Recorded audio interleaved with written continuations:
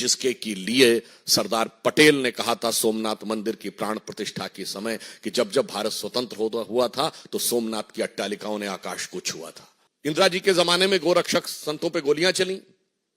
इंदिरा जी के जमाने में 1976 में जब रूटीन खुदाई में राम मंदिर के खंभे निकल रहे थे तो वामपंथी इतिहासकारों के दबाव में रुकवा दिया गया। सोनिया जी के जमाने में आते आते राम काल्पनिक होने का हलफनामा तक हो गया। यह नेहरू की कांग्रेस है, यह गांधी की कांग्रेस नहीं है, क्योंकि महात्मा गांधी का तो राजनीतिक दर्शन था राम राज्य। महात्मा गांधी का नित्य का भजन था रघुपति राघव राजा राम। महात्मा गांधी की समाधि पे लिखा हुआ है हे राम। कि श्री राम जन्मभूमि केस में जो बाबरी मस्जिद पक्ष के पक्षकार इकबाल अंसारी थे उनको इनवाइट किया गया है। यह हिंदू धर्म की महान उदारता के परंपरा के अनुरूप है।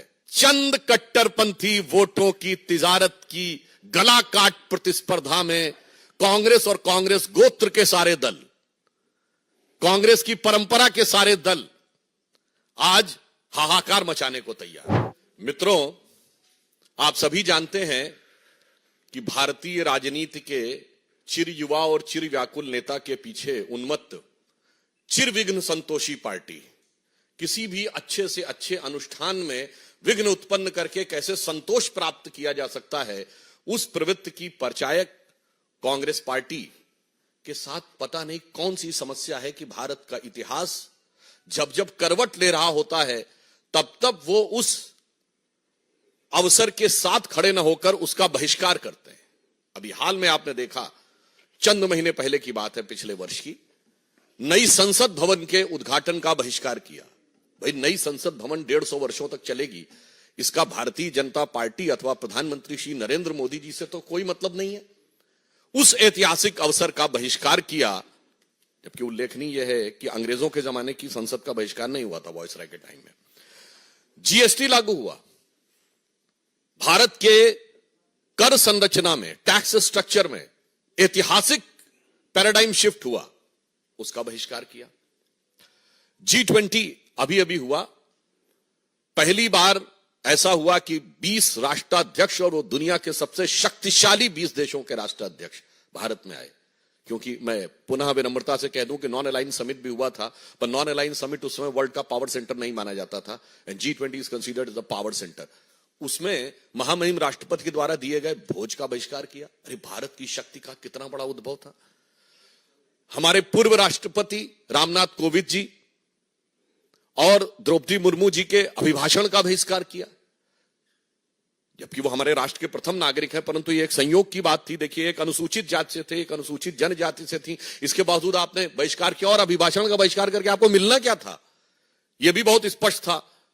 याद करिए, कारगिल विजय दिवस 2004 के बाद 2009 तक नहीं होता था।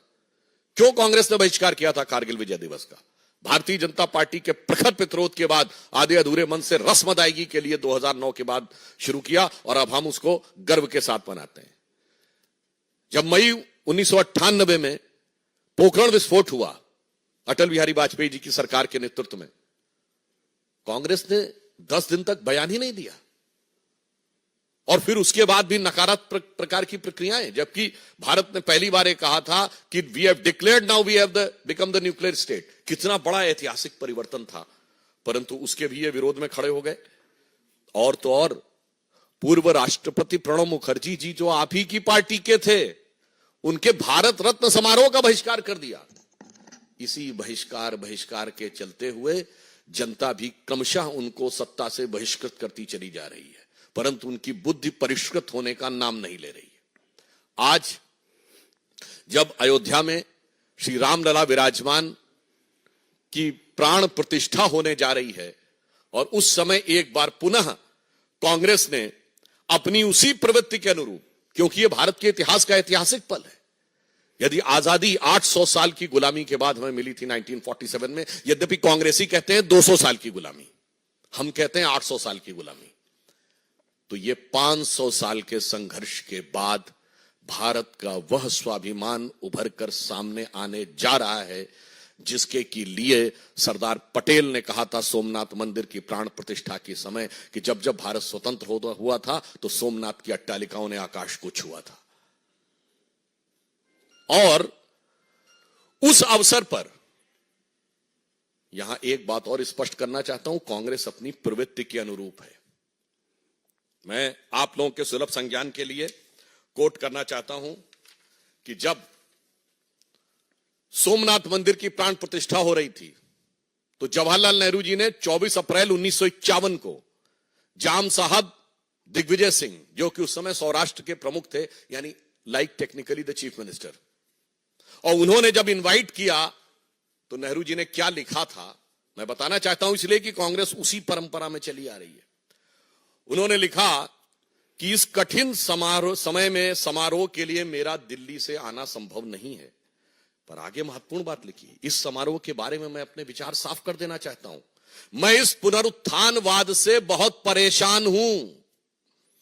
मेरे लिए बहुत कष्टकारक है कि मेरे राष्ट्रपति और मेरे कुछ मंत्री और राज प्रमुख के नाते आप, राज प्रमुख मतलब उस समय चीफ मिनिस्टर के नाते आप, सोमनाथ के इस समारोह से जुड़े हुए हैं, और मुझे लगता है कि मेरे देश की प्रकृति के अनुरूप नहीं है और इसके परिणाम अच्छे नहीं होंगे। ये 24 अप्रैल 1951, सोर्स है selected works of Jawaharlal Nehru series 2 volume 16 part 1। बस वही तो परंपरा थी। उसके बाद इंदिरा जी के जमाने में गोरक्षक संतों पे गोलियां चली। इंदिरा जी के जमाने में 1976 में जब रूटीन खुदाई में राम मंदिर के खंभे निकल रहे थे तो वामपंथी इतिहासकारों के दबाव में रुकवा दिया गया। राजीव जी के जमाने में कार सेवकों की हत्या करने वालों का समर्थन हुआ। पीवी नरसिम्हा राव जी के जमाने में पता नहीं क्या क्या हुआ, वो आपको पता है। और सोनिया जी के जमाने में आते आते राम काल्पनिक होने का हलफनामा तक हो गया। यानी ये बहुत साफ है कि यह प्रवृत्ति जो आज कांग्रेस ने दिखाई है, एक मौका था कि आज आप अपने को बदल कर दिखा सकते थे, परंतु आपने ऐसा नहीं किया। परंतु मैं एक और बात स्पष्ट करना चाहता हूं, यह नेहरू की कांग्रेस है, यह गांधी की कांग्रेस नहीं है। क्योंकि महात्मा गांधी का तो राजनीतिक दर्शन था राम राज्य। महात्मा गांधी का नित्य का भजन था रघुपति राघव राजा राम। महात्मा गांधी की समाधि पे लिखा हुआ है हे राम। और आज उस राम राज्य की प्राण प्रतिष्ठा का प्रारंभ हो रहा है, श्री गणेश हो रहा है, और आप उसके साथ नहीं खड़े हैं। इसका मतलब बहुत साफ है कि ये गांधी की कांग्रेस और नेहरू की कांग्रेस का अंतर भी अब बिल्कुल साफ हो गया है। और आज इस अवसर को जो इन्होंने अपने हाथ से गंवाया है, यह कांग्रेस के अंदर का भारतीय संस्कृति, हिंदू धर्म और हिंदुत्व के प्रति जो विरोध है उसको दर्शाता है। अब बताइए इससे ज्यादा क्या होगा कि श्री राम जन्मभूमि केस में जो बाबरी मस्जिद पक्ष के पक्षकार इकबाल अंसारी थे, उनको इनवाइट किया गया है। यह हिंदू धर्म की महान उदारता के परंपरा के अनुरूप है। गोली चलाने वालों को भी इनवाइट किया गया। बताइए वो आने को तैयार हैं जो मुख्य पक्षकार थे, मगर चंद कट्टरपंथी वोटों की तिजारत की गला काट प्रतिस्पर्धा में कांग्रेस और कांग्रेस गोत्र के सारे दल, कांग्रेस की परंपरा के सारे दल आज हाहाकार मचाने को तैयार है। मतलब आपने हिंदी में कहावत सुनी होगी ना कि मुद्दई सुस्त गवाह चुस्त।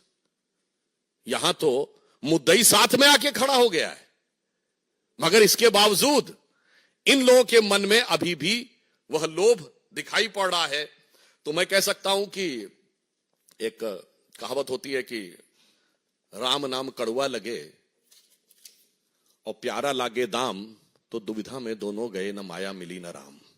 मैं स्पष्ट कर देना चाहता हूं, इस प्राण प्रतिष्ठा का बहिष्कार करके कांग्रेस पार्टी और कांग्रेस की परंपरा, कांग्रेस गोत्र के जितने दल हैं, उन्होंने ये स्पष्ट कर दिया है कि वो राजनीतिक दृष्टि से निष्प्राण तो होते ही जा रहे थे, अब उनकी प्रतिष्ठा भी समाप्त हो गई।